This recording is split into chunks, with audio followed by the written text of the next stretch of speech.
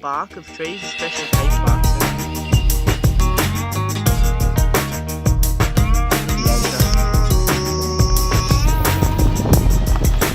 And they're insectivorous, so they'll eat any kind of small bugs and spiders. They'll eat lizards, snakes, sometimes fish. These guys are very common. Green bushes. These guys are found vary between the northern parts of the Central Coast up to just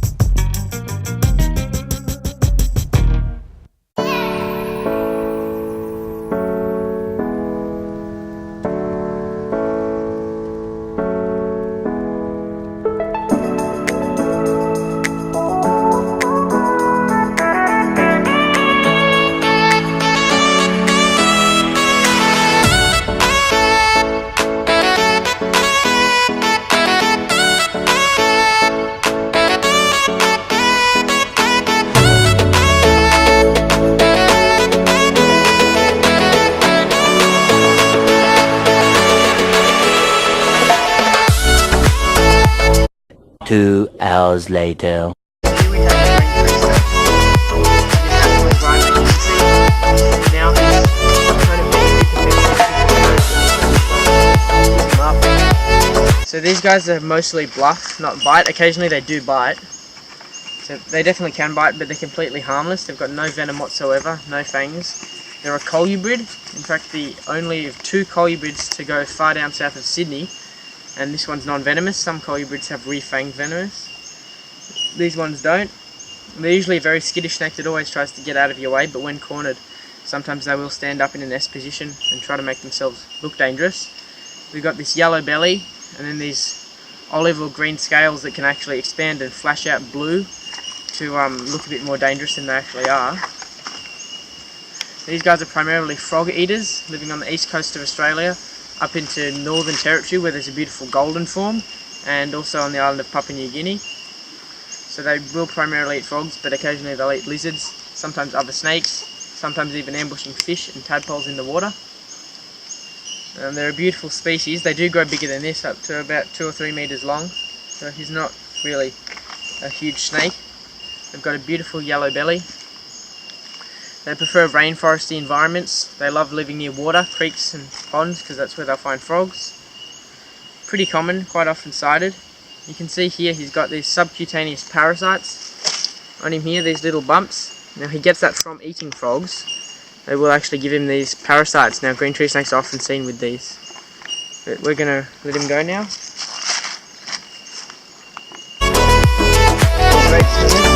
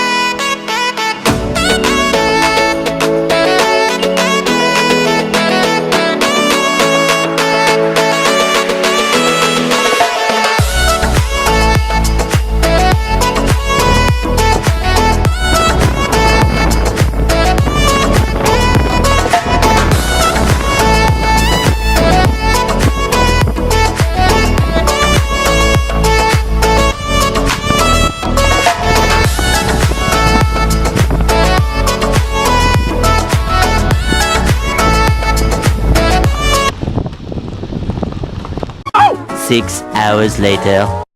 There we go. So this guy here is the little striped marsh frog. They can get a little bigger than this. This is about a sub-adult size.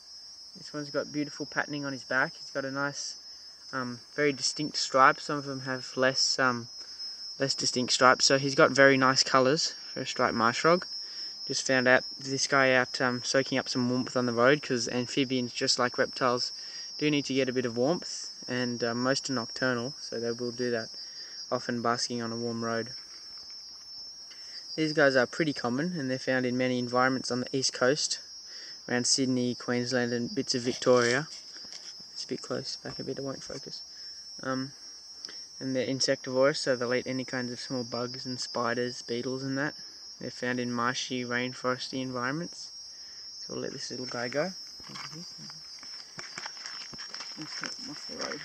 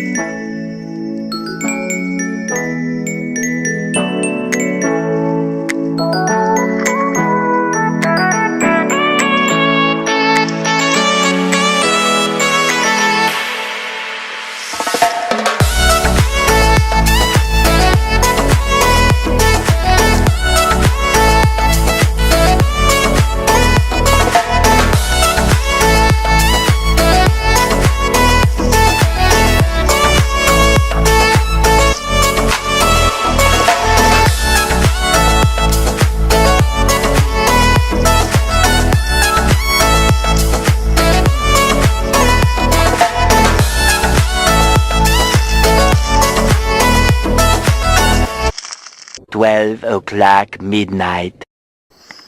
So this is a young intergrade carpet python.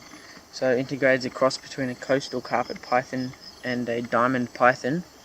It's got more diamond python colours and mostly diamond markings, but they've got slightly larger blotches than a pure diamond. But they seem to have the attitude of a carpet python, because diamond pythons basically never bite, whereas these guys love to bite, just like a coastal carpet python. And they'll grow, bites there. They'll grow slightly bigger than a average diamond python, but not as big as a large coastal. So max size would be about 3.5 meters long. This is only a young one. I'd estimate about 2 or 3 years old maximum. But it all depends on how much food they're getting. You can't really tell. These guys can be active day or night. They'll often come out to bask in the day and then hunt at night, and they'll eat small mammals or large mammals, just depending on their size, birds and occasionally reptiles. They're non-venomous, being a python, and it's pretty fun to be bitten. Got those beautiful yellow highlights.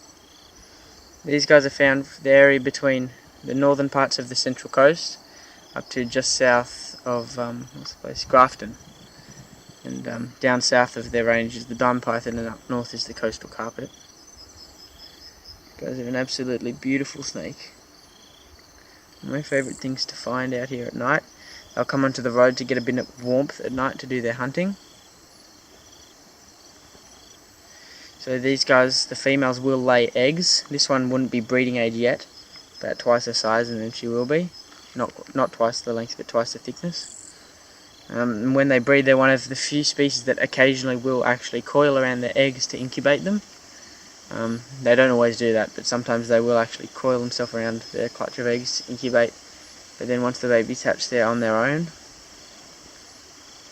And the babies almost look exactly just like a carpet python with no diamond until they get to about a year old. So pythons have heat sensing pits along their jawline here. So, it's alright, buddy. You've got those heat sensing pits. The only two species that don't have that are the Aspidites family, which is the woma and the blackhead python. But everyone else in the python family does have those, and what they use is to sense out mammals and birds, which is their main prey because they're warm-blooded. And they'll search out those animals, and they'll find them, and they'll constrict them when they snatch them up. They'll constrict them, they'll squeeze the air out, and then start swallowing it whole. They've got no fangs, just a lot of teeth. So we'll release this beautiful snake here. So they are semi-arboreal, so what they often do, as he's doing here to my arm, is wrapping himself